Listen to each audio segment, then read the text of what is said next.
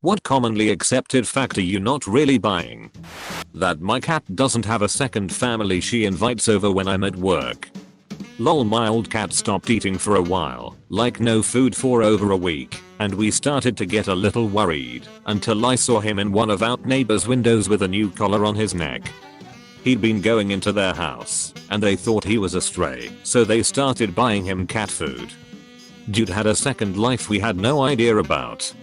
I know a few places with neighborhood cats. Wandering around having a food bowl in every house and getting pets all around. Don't know if the owners knew this. I had a cat who liked to just let herself in, and I'd find her in my house a lot. I just accepted that she'd go home when she got hungry and will ask me when she wants to be let out. She used to invade my neighbor's house as well. I gave up kicking her out, they didn't. It was hilarious. Very sweet cat. That Vanguard does harm. The internet tells me it does. Dude, I had a nasty plan to ward on bottom of my foot. Tried all the major products. Shaved it down. Changed socks regularly. And after like a year of dealing with it, finally came across Vanguard from a post on Reddit, no less. Hasn't been back since. I said the exact same thing you did too. Like, how TF is this about to work? Life, man.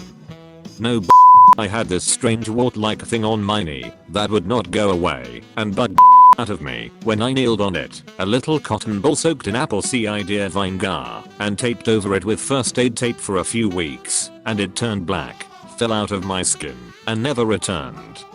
I did the same thing years ago with a wart on my toe. This does work. I was told to use apple cider vinegar. By the way guys, if you are enjoying this video so far, don't forget to like this video and subscribe to the channel.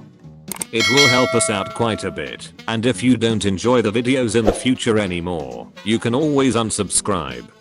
Let's get back to the video. The average person falls asleep in 7 minutes. Surely there are enough people with insomnia to skew this heavily. If the average person falls asleep in 7 minutes, then I'm super far off the average. Get it? A lot of people are interpreting this as I fall asleep instantly. I do not. Also, average means there are people who routinely fall asleep faster than 7 minutes. Who are these people that fall asleep the second their head hits the pillow, other than active military? Me. I didn't really realize it was so extreme until I went on a trip with my father-in-law, and we had 3 legs for our flights. I'd sit in my seat on the plane, and I was out. Didn't matter time of day. Didn't matter, I just slept the entire previous flight. He always tells the story of how he was talking to me and putting his bag in the overhead bin, then sat down, and I was snoring before he was even settled. Every single flight we took was like that. I almost think I might fall asleep too easily. Like something really important will come up one day and I'm gonna sleep through it. Miss the first contact with aliens or some. Vincent van Gogh committed. This isn't a weird conspiracy thing. I don't think he was assassinated, but a lot of the actual evidence points to him covering up for a local troublemaker kid who accidentally shot him with a pistol he got for his birthday. Rather than get the kid in trouble, he buttoned up his shirt and walked home, and literally told his brother when he got there, and they noticed the blood, I shot myself, and I'm going to die, don't look into it. Which is actually really sweet. I've heard this before as well, but Van Gogh also had a lot of risk factors for probable bipolar with psychotic features or schizoaffective disorder, self-harming behavior and or attempts, drinking turpentine and paint, ideation, and his only social and financial support becoming sick. None of this proves it was, but certainly makes it seem likely. There's also the theory Vincent van Gogh suffered Meniere's disease. It's certainly debatable, but as an ent I thought I'd throw this out there. It would help explain cutting his ear off. Meniere's can be maddening. I mean, he would have had to have another severe mental disorder on top of it. Just thought I'd throw it to the discussion. Oh, no. I was recently told that I have this, and it is certainly not fun. It's more than just spinning and imbalance. When it's really bad, I wake up and it feels exactly like I'm incredibly drunk. Can barely stand, there is nausea, and the whole world just feels unbalanced. It's an awful thing to experience. That the moment you stop looking for love is when you find it. I've paused my search many a time and just got lonelier. I think that saying is meant to mean that if you stop searching for love and instead focus on your own happiness, you're more likely to attract someone. People are a lot more attractive when they are healthy, whatever that means for them, happy and content with themselves. I'm happy on my own and don't leave the house much. I don't think I will find love, but that's absolutely okay with me. Found it several times, but always lost it on the way. Such is life. Same boat. I get lonely and I'm absolutely starved for a good cuddle, but at the end of the day, I'm fine being at home and playing games with friends I've made on the internet. At this point I'm just comfortable taking whatever comes at me. This is true. I found love when I stopped going on dates. I was spending over $1,000 a month on dates that led nowhere.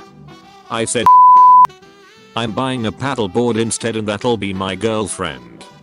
I'll take her out twice a week and treat her right. Met my wife like a month and a half later on a small beach on a small island I swam to. Fish don't feel pain from fishing. In Japan, octopus sashimi is sometimes served by cutting off the arm of a live octopus, serving the arm, and then returning the limb-lacking octopus to its tank to be sliced up again later. They claim that they don't feel pain so it's okay, but that just doesn't sit well with me at all. Edit. Sorry, not often. Sometimes, most of the time they're already dead when served. Octopuses do feel pain and they remember it. They are also extremely smart. It's so arrogant to assume other beings don't feel pain. I actually don't think these people really believe this, it's just more convenient for them. Outrageous and saddening. I have absolutely nothing to back this, but I have a feeling that we've only somewhat recently, like 90s or so, figured out how pain is caused/felt by the body, and or we thought that it was a much more advanced system. Mostly because I remember my father talking about how, when my younger brother was born, the doctor/nurse/whatever it was made comment that as a newborn they couldn't feel pain, despite the obvious signs that this was false. That bullies are bullying others because these bullies are not confident enough. Well, not according to studies, actually they found them to be more confident. Yep. When I was doing my master's in education, that was a big topic to debunk with future teachers. Bullies are not lacking in confidence and are often overconfident and narcissistic. The focus of why we talked about it was that we shouldn't focus solely on trying to understand why the bully is acting out, since they often aren't damaged, and we should instead focus more attention on the bullied. There are always exceptions to the rule, but too often bullies get even more of the attention they want, and the bullied get pushed to the side, as if they are so resilient it won't have lasting effects. Edit. I mean narcissistic traits, not like clinical narcissism for all you pedants. I never had one student with clinical narcissism, but plenty had some narcissistic traits. That was my school experience. Get bullied, get blamed for it, watch bullies get their boo-boos kissed, while I was lucky if I didn't get detention for inciting my own a**ing. I learned about victim blaming the hard way in grade school. That my work cares about me. We're all one big family until sorry, but business is business. My last job I was incredibly tight with the owner. We'd go camping, hang out outside of work, etc. Normally I'm very skeptical of people claiming the company is a big family, etc. My boss never said it was a family. I felt that our relationship was starting to transcend into a solid adult friendship. Then, one night my family thought I was having a stroke. Ambulance ride, the whole 9 yards. My boss cancelled my insurance the next day because I wasn't able to work to pay my half the premiums. I ended up being medically out for 2 weeks before the drive gave the all clear to go back to work. That's all it took to tear down years of the relationship we had, whatever it was. 2 weeks. 2 weeks was enough for him to completely toss me out like old trash. It wasn't even 2 weeks of paid leave. He ended up ghosting and then avoiding me when I tried to make contact. Never once even got an inquiry into how my health is doing. All this happened in February. I just barely found a new job. What hurts the most? Not that I thought we were friends. Our families would hang out together. But the fact that I loved that job, and not even 2 weeks before this, he had given me an unexpected bonus for the great work I was doing. So I know he wasn't looking to fire me. It's just that 2 weeks of unplanned absence was enough for him to ditch me.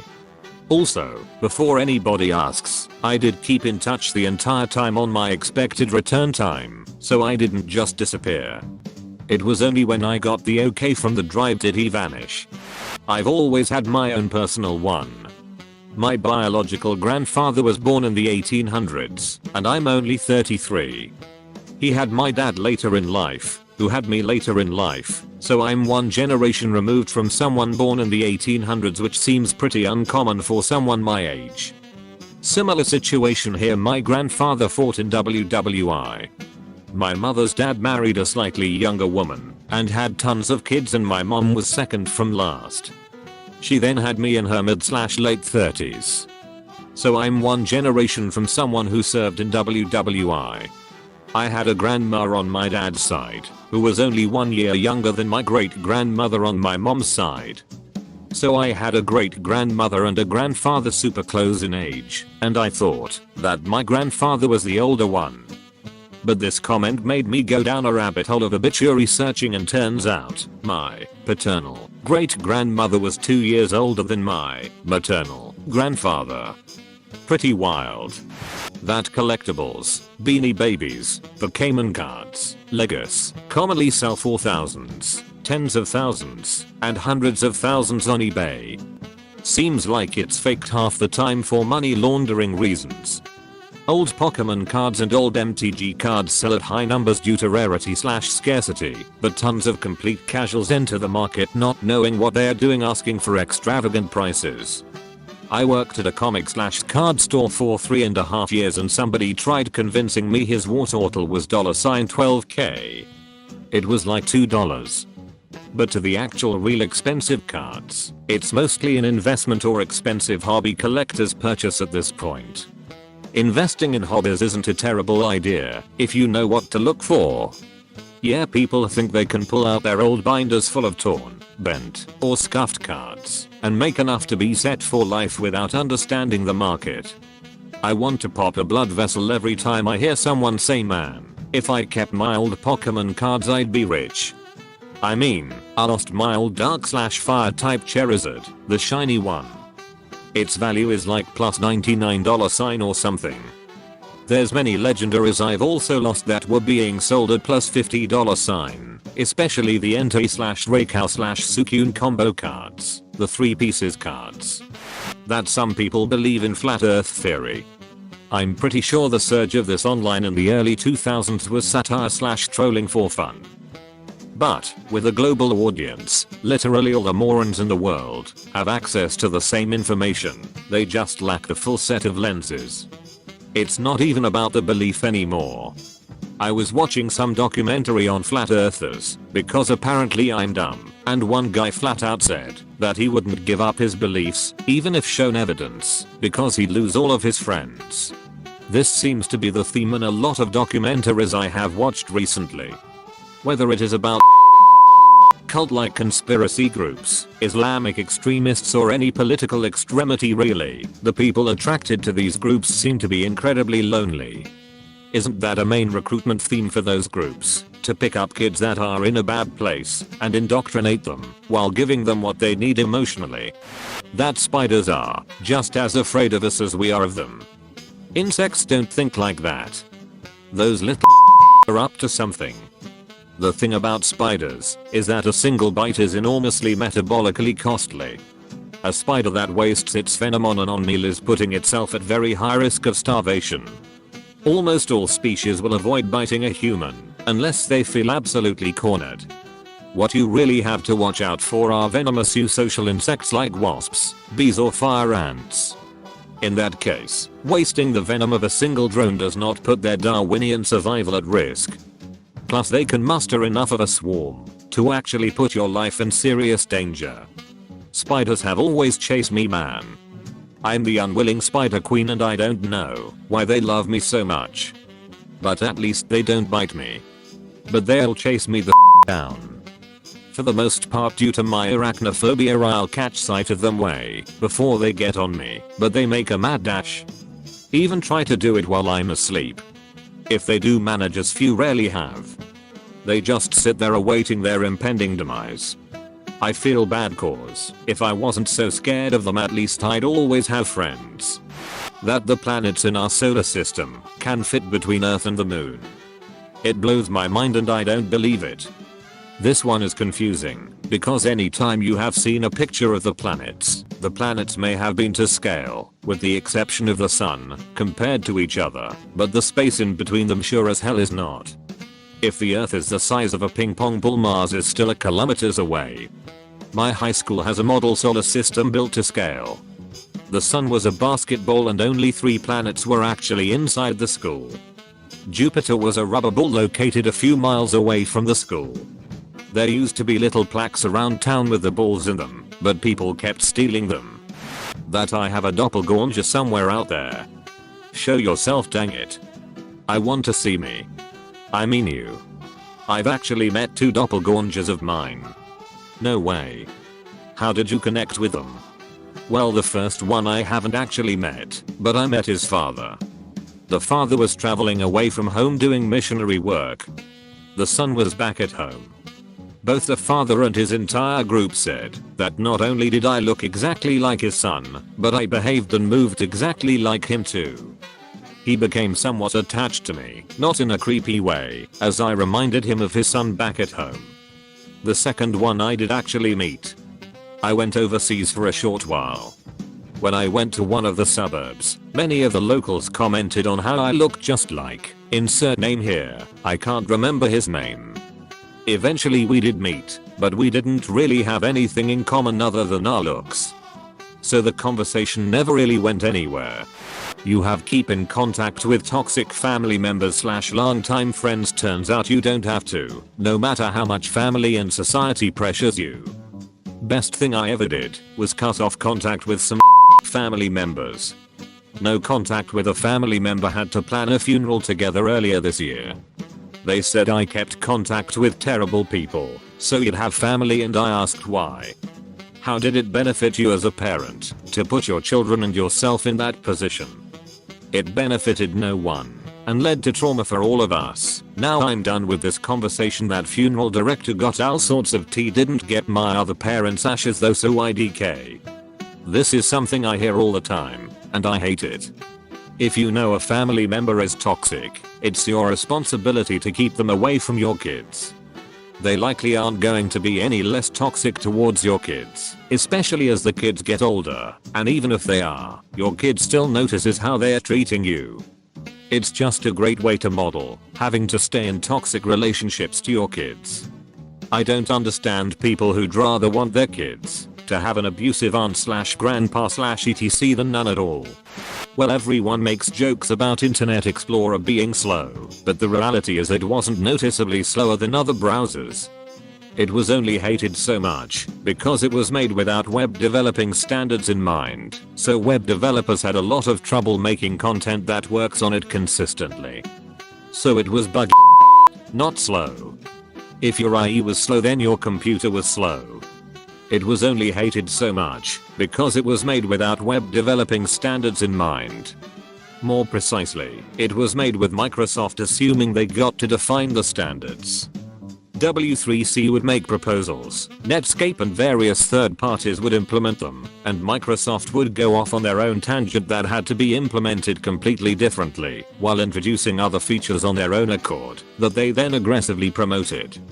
Some of the ideas may have actually been decent, but the completely anti-cooperative approach made it a pain to work with. There was a brief time when IE6 was more powerful and feature-rich than the other browsers. That's how they got the market share they had, and they got there by making decisions without waiting for standards bodies to approve them. They just went out and made ActiveX controls a thing. They created a monster, but they filled a very real business need at the time, so developers used what was available before something better came out. In some cases, that even set the standards.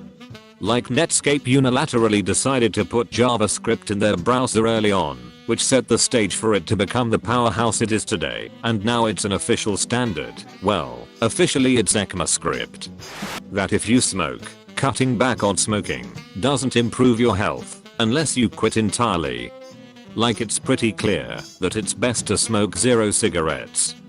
But it's just as obvious to me that smoking 5 a day is better than smoking 10 a day, and smoking 10 a day is better than smoking 25 a day. Doctors here, cutting back does help. What really affects your health is the total number of cigarettes you've smoked. If you smoke half a pack every day for 30 years, we call that a 15-pack year history of smoking. That's way better than having a 60-pack year history, same time frame, but 2 packs a day. Yep, and your methodology makes it clear that smoking more cigarettes each day is obviously more unhealthy.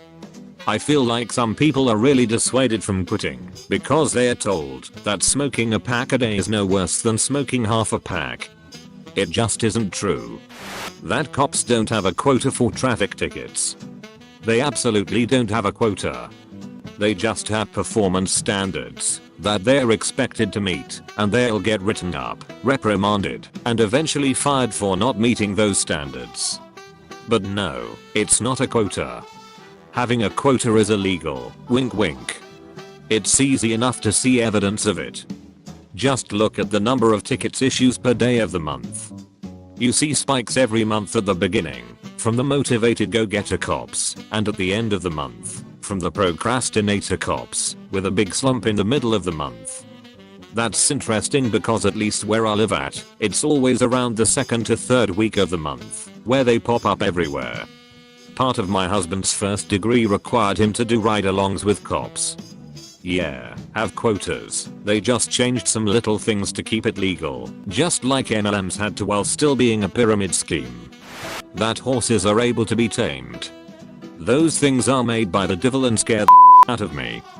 Forget ghosts or demons under the bed. There is a reason why the Mayfair put a head of a horse in the bed. I got my first pony when I was 6, and my quarter horse when I was 12. Either I'm just really bad with horses, or those things are murder machines hell-bent on destruction. I tried to do everything right. I even went to horse care and riding training camp, but they would do anything they could to scrape me off on a fence post or tree. When I had my quarter horse, a former barrel racing horse, for about 6 months, I took him for a ride in the main 40 acres, but he got mad that I wouldn't let him wander in figure eights between the mineral feeders and hay bales. He took off, full speed toward the only tree in that 40-acre pasture, which just happened to have a single branch that jutted over the creek. He jumped the creek directly under that branch, and it took me right across the stomach. My arms/head and legs kept moving forward, unaware that the forward momentum of my torso had been halted, Wile E. Coyote style by a branch. I tumbled to the ground, horse kept going. The idea of karma. If you do good things will happen to you. And if you do bad things will befall you. It's something you tell kids, so they have a moral compass. In reality, I think that bad things can happen to good and bad people and good things happen to bad and good people. There's little correlation. You can be a sleep and still come out way ahead. Or you can a real hero like Oscar Schindler or John Rabe and still die poor and penniless. I've worked with and met many people who were complete but still seem to have done great over the years. This is the end of the video. Thank you guys for staying with me till the end. If you enjoyed watching this, you might as well watch these too.